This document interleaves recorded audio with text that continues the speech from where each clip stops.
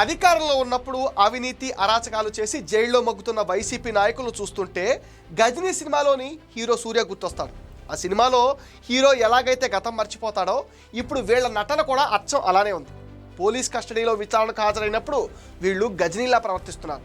పోలీసులు ఏవడిగినా సరే గుర్తులేదు, తెలియదు, మర్చిపోయా అనే సమాధానం తప్పితే ఇంకేమైనా చెప్తే ఒట్టు.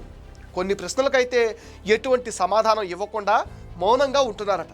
వీళ్లను ఎన్నిసార్లు కస్టడీలోకి తీసుకున్నా ఉపయోగం ఏమీ లేదనే చర్చ పోలీస్ వర్గాల్లో నడుస్తుంది.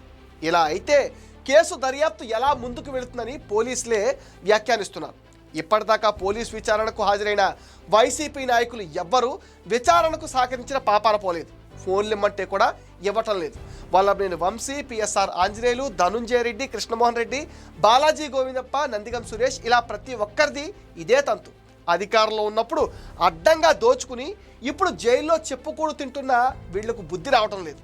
తప్పు చేశామనే భావన వీళ్లలో ఏ కోసానా లేదు.